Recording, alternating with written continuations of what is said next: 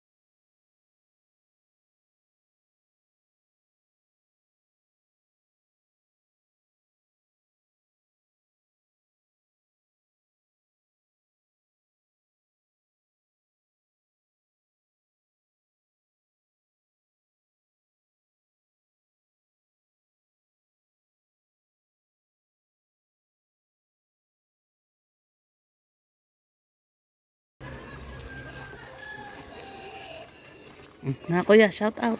Shout out po.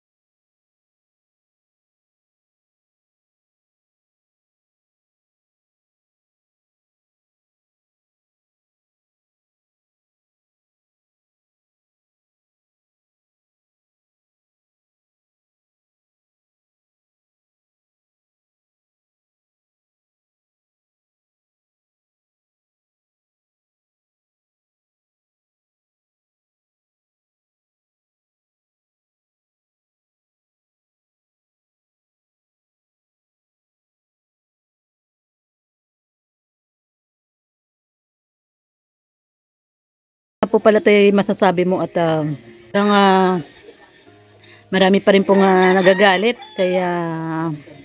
kay doktora. Yung bata yan, hindi talagang sama talagang ginagawa niya. Tingnan ako ay nahihiya, kaya di ako na napunta talaga doon. May isang bisla pero punta sa kanya nung anak ko na punta sana ako sa kanya nung nangihingi ako ng pambiling gamot, di man ako binibigyan.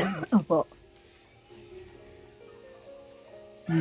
Kaya Ano po ba yung gamot niyo, tay? Yung gamot po niyo na iniinom, ano po? ano po yun lang pang kalma-kalma lang. Panghimpi lang pag nakakatulog pagkaya kuhan. Pampatulog? Amoxicillin lang po tapos po yung alaksan baga po pinaglalaro ko lang. Amoxicillin po? Ano po sa kapo, Tsaka alaksan lang alaksan. yung iniinom ko. Pero po wala yung sa resita sa akin. Nawala po yung resita ko sa doktor ay. Bakit umiinom po kayo ng amoxicillin, tay? Antibiotic po yun. Antibiotic na po ma'am. Para saan daw po yun? Ay yung po nakakahimpilipil sakit ko na ano ay. Okay. So yun po ang nakakawala ng sakit nyo dyan sa mga paapaan nyo? Hindi po sa ano lang, himpi lang para lang po siya na ano lang sana, isa-isang sakit ng kaunti. Kaya po nabalik din siya. Nag-aamoxicillin kayo? Opo. Tsaka alaksan, magkasabay. Opo, nawala po yung mga resita ko ay. Tay, masyadong matapang po yun, amoxicillin, tsaka alaksan. Nireseta po ba sa inyo ng doktor yon? Wala po yung sa resita. Kaya nga po ayaw po kung painumin ng kapatid ko nun. Ay talagang pag ako naman inaantakan ay talagang di ako nakakabangon, di ako nakakapupo man lang. So kapag po nakakainom kayo ng amoxicillin tsaka may kasamang alaksan, nakakabangon po kayo? Nakakautay-utay po. Nakakautay-utay. So parang yun po yung talagang ginagamot nyo, amoxicillin at tsaka alaksan. Yun po ang hindi ko kaya hindi lang po ako nagpipirma minti at nga bawal ang sa akin daw po na puti daw po ang tubo ko. Oo. Ano nabag na po na isa rin sa akin, bali walo na. Dalawang bag. Opo. Kasi ano po yun, tay? Antibiotic po yun.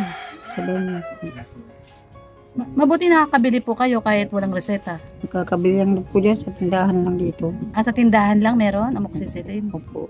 Hindi man nakakabili ng madami. Nagkunti lang. Pero yun po, pag nakainom po kayo ng amoxicillin at saka sinasabayan nyo ng alaksan, gumaganda po ang pakiramdam nyo. Himpil-himpil man po, nakakatulog ako ng konti. Ginagawa nyo pong pampatulog? Ano po na, pagkakot na alis yung sakit-sakit ng aking mga nahimpilan siya. Yung pala po ang yung sinasabi ni Tatay Doming na gamot na iniinom niya ay amoxicillin po at sinasabayan niya ng alaksan. Kasi yun lang daw po ang nakakapagpatulog sa kanya. Himpil po ng pagtulog, nakakasakit. Nakakatanggal. Nakakatulog ako ng kaunti. Tatay, natatanggal yung sakit na nararamdaman nyo, no? Doon sa paa nyo. Para po nga kakalakad ako, kakatindig ako. Nakakatindig kayo. Opo. Nakakatindig kayo tapos nakakalakad kayo pag kayo po ay nakakainom ng alaksan at saka Kaya po niyan, hindi ako napababa. Kailang. So yun po ang dahilan kaya si tatay ang iniinom po ay amoxicillin at alaksan.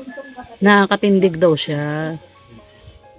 So yun po pala yung sinasabi niyong gamot na iniinom nyo. Dito lang po ako na ano yan, di po ako paparasigat. Baka po magpuplan naman yan, dugo ko ay kakaan na magparsal yung dugo. Tatakot na din po ako.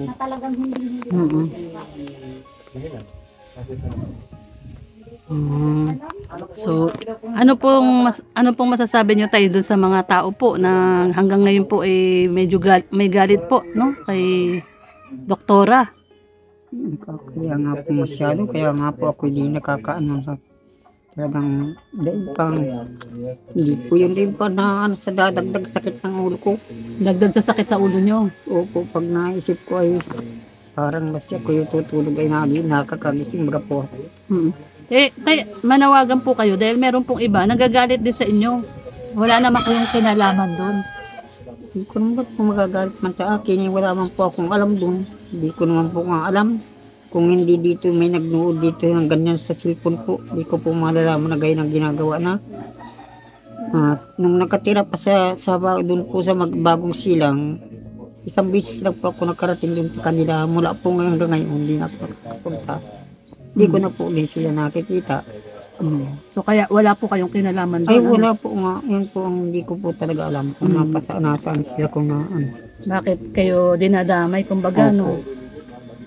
Ang may na-interview daw po dati si doktora na sabi nung nanay masama daw ang loob sa inyo gawa ng dati daw po nung kabataan nyo daw po hindi daw po kayo magaling na ama.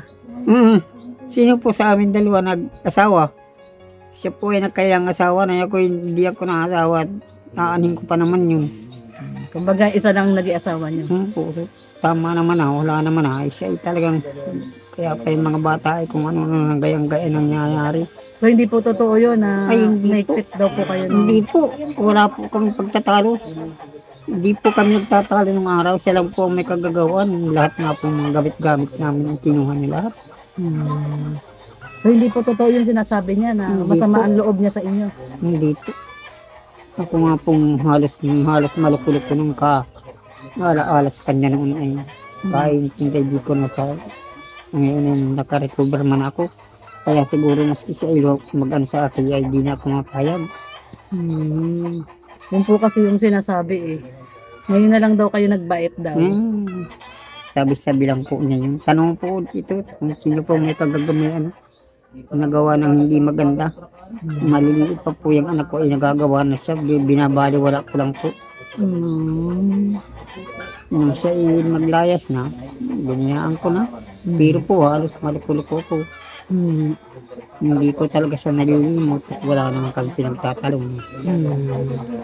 So hindi po pala totoo yung sabi-sabi na yun na Totoo lang po. hindi daw kayo mabuting ama. Ay sino po ngayon na nasa ang inaayawan ng mga anak?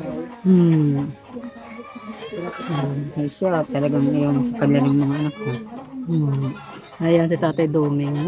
Tsaka hindi naman para magsinungaling pa si Tatay Doming, nasa banig na siya ng karamdaman. Hindi po ako sinungaling ng ganyan. Yung pong nawalain sa akin magkahiwalay kami niya na 4 na taon na hindi ko pa nahihilin. Halos malukulok po ako ng So, kaisip yan. close po kayo ni Maylin no, nung kayo po bata pa si... Maglapit po ba kayo mag-ama? Kabait-bait po nung sa akin mag-asawang yung Iloy. Una pong asawa niya yung anak ng batang niya, naman ng batang niya. Lagi po yun dito maski wala na yung ina. Ibig sabihin tay, maganda ang samahan nyo dati ni Maylin. Po, ngayon lang po yan nagkagayang-gayaan itong magkakasawan itong bintot daw niyan. Yan lang po ang dagsama ang ugali niyan. Yung nga rin pinabibigay sa akin panggamot daw po na nila. Kung po nagbibigay sa kanila, hindi man po sa akin nakakarating. Nagpunta nga ako nung sa kanila at kukunin ko nasa mga ospital ako ay 30 piece bigay sa akin, nagkayak ako ay kung ulit wala na akong pamasahe pabalik dito.